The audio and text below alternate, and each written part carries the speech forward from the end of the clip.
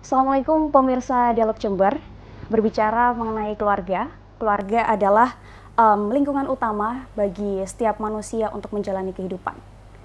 Bisa dalam hal pendidikan, kasih sayang, maupun karakter, ia bangun mulai dari lingkup keluarga.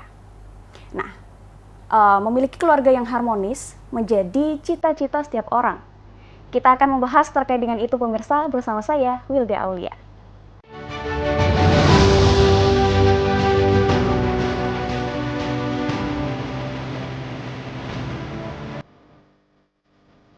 Pemirsa membahas mengenai keluarga yang harmonis begitu. Telah hadir bersama saya Ibu Anugrah, ahli psikolog sekaligus dosen UNHAS Jember. Selamat datang Bu Anugrah. Bagaimana kabarnya hari ini Bu? Alhamdulillah sehat. Alhamdulillah sehat, baik ya Bu ya. Baik Bu, berbicara mengenai keluarga yang harmonis Bu. Kiranya untuk mewujudkan keluarga yang harmonis itu apa yang harus dilakukan begitu? Berbicara keluarga harmonis, kayaknya nggak ada keluarga yang perfect ya, pasti Betul. ada plus minusnya.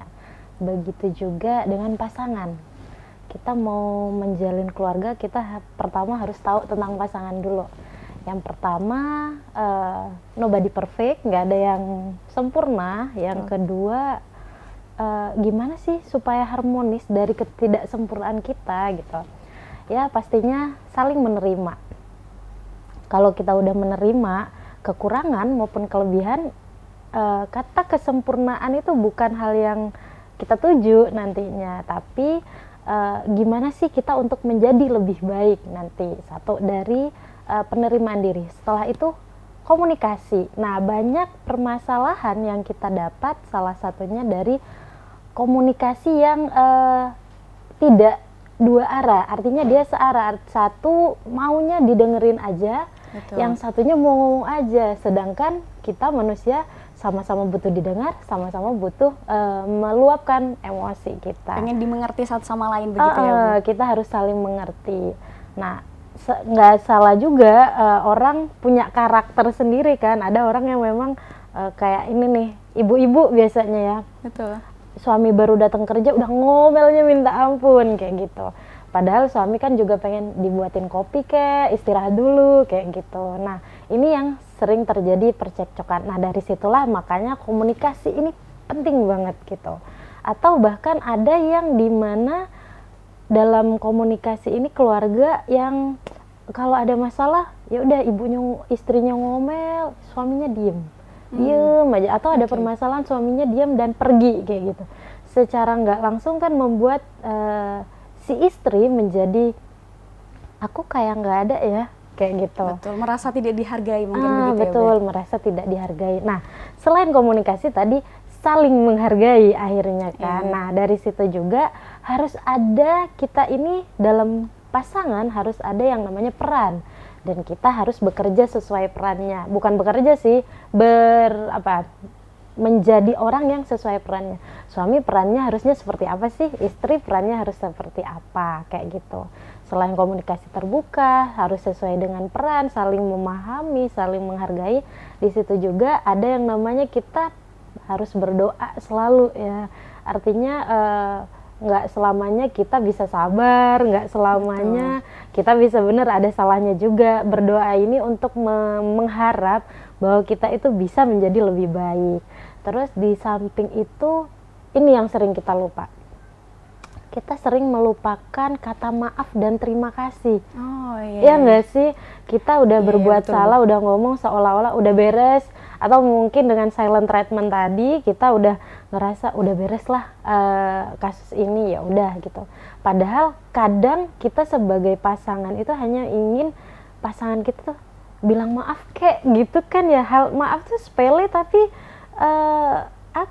membuat masalah jadi besar kadang. Dan manusia juga ini ya, merasa kalau minta maaf itu harga dirinya rendah atau gimana ya, padahal meminta maaf itu membuat kita lebih lebih gentle kayak gitu. Di samping itu bilang terima kasih juga.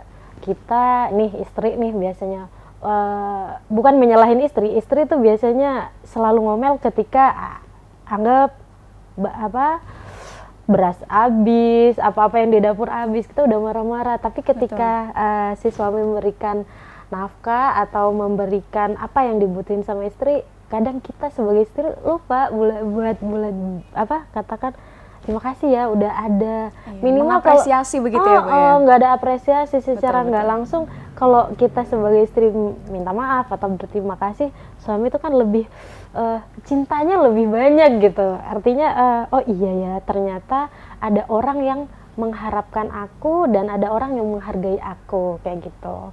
Nah, di samping itu juga ada perasaan bahagia sendiri, serta jangan lupa hal yang paling penting dalam keluarga itu komitmen. Artinya ketika kita berkomitmen, kita mau melakukan kesalahan, kita ingat soal komitmen kita. Cuma kembali lagi pada dari sisi orangnya sendiri. Artinya meskipun komitmennya tinggi, tapi kalau orangnya ingat komitmen saat di depan orangnya aja gitu. Kalau nggak di depan orang ya udahlah kayak gitu. Itu lain lagi, mungkin perlunya pendewasaan diri. Maka dari itu di mana-mana sekarang harus ada yang namanya sertifikat bahwa dia layak untuk melakukan pernikahan kayak gitu. Karena salah satunya yang menjadi permasalahan ketidakdewasaan juga gitu. Baik Bu. Jadi di sini untuk mencari keluarga harmonis itu susah, tapi untuk menciptakan dan membangun bagaimana seorang pasangan itu dapat saling mengerti, saling memahami, because nobody perfect begitu ya Bu ya. Yeah. Betul sekali. Baik Bu, di sisi lain keluarga harmonis tidak bisa kita pungkiri bahwasanya ada juga keluarga yang mengalami atau terbelenggu dalam kekerasan dalam rumah tangga atau KDRT begitu ya Bu ya. Kiranya dalam sudut pandang dari psikologis begitu ya Bu, apa sih yang menjadi faktor utama adanya KDRT itu?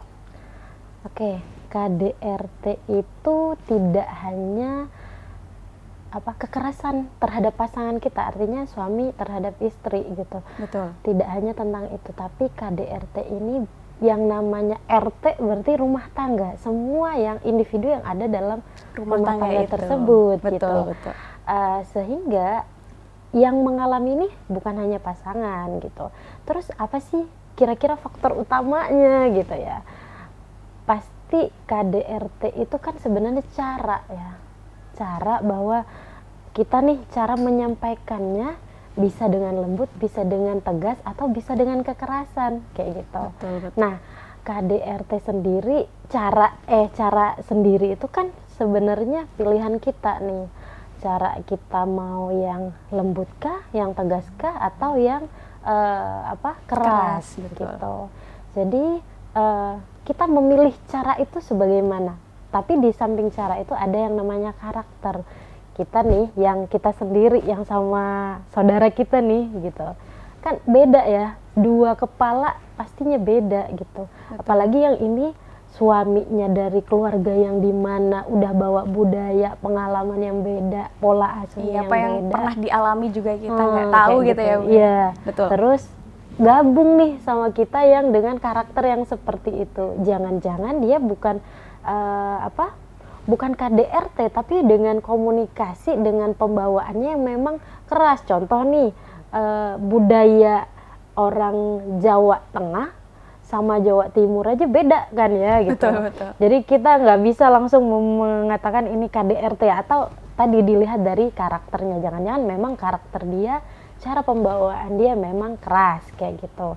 Di samping itu, KDRT itu yang kita tahu kan kekerasan fisik, terus kekerasan verbal. Padahal ada yang namanya kekerasan secara emosional, yang dimana itu lumayan sulit ya kita jelaskan gimana sih dikatakan kekerasan emosional kayak gitu. Betul Bu. Kemudian Bu, dari KDRT sendiri, agar KDRT itu tidak tercipta begitu ya Bu ya, tidak ada dalam rumah tangga itu, apa yang harus dihindari Bu? Mungkin ada pencegahan atau seperti apa begitu? Tips lah ya gitu ya. Nah, KDRT lagi kembali bahwa tadi faktor utamanya bisa jadi dia caranya, terus bisa jadi dia hanya untuk menjadi istilahnya aku berkuasa nih. Biasanya kan yang melakukan KDRT ini pasangan laki-laki nih gitu ya. Karena merasa mendominasi. Nah, dia pengen mendominasi keluarganya gitu. Terus apa yang harus dilakukan pasangannya? Yang pertama, kita harus komunikasi, tapi komunikasinya yang asertif. Ini untuk anak, untuk istri, atau bahkan suami yang mengalami KDRT dari istri. Asertif itu bahasanya komunikasinya yang tegas. Tanyakan apa yang mau ditanyakan atau apa yang menjadi kesalahannya, tanyakan. Resikonya dia akan mengalami dia akan dibentak lagi bahasanya kayak gitu, atau dia akan mendapatkan kekerasan lagi. Tapi satu, kita harus speak up, ngomong apa yang menjadi masalah dalam keluarga itu. Terus yang kedua, kembali lagi peran kita sebagai apa nih di dalam keluarga. Sumpah nih yang KDRT ternyata anak nih mengalami kekerasan dalam rumah tangganya. Nah, si anak ini sering dianggap tidak berharga, dia pulang sekolah atau nilai sekolahnya nggak bagus, secara nggak langsung orang tuanya, aku udah sekolahin capek-capek kayak gitu kan kadang. Nah, gimana nih jadi anak yang seperti itu? Sampaikan apa yang sedang dia alami. Kadang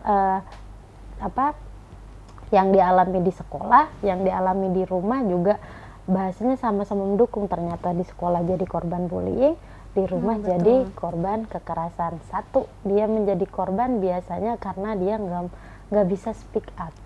Gitu. Memendam ya Bu ya, masalah-masalah yang dilalui sama dia gitu, didapatkan gitu ya. Iya, akhirnya si pelaku kekerasan akan selalu mendominasi karena dia sendiri udah merasa aku nggak bisa apa-apa nih, aku korban nih. Dia si pelaku kan semakin senang, semakin dominasi lah.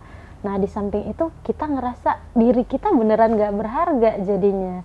Artinya karena kekerasan itu dia ngerasa, oh iya ya, aku nggak ada yang menghargai. Semakin dia ngerasa dirinya nggak berharga, semakin dia menjadi korban kekerasan. Betul. Berarti yang saya tangkap dari apa yang Ibu sampaikan, gimana caranya kita harus mempertahankan komunikasi dan saling memahami begitu ya Bu ya. Baik, selain kasus KDRT juga belakangan ini masyarakat dibuat heboh Bu dengan kasus penculikan anak. Namun kita akan membahas ini di segmen berikutnya. Nah, pemirsa jangan kemana-mana, kita akan membahas ini setelah jeda berikut ini.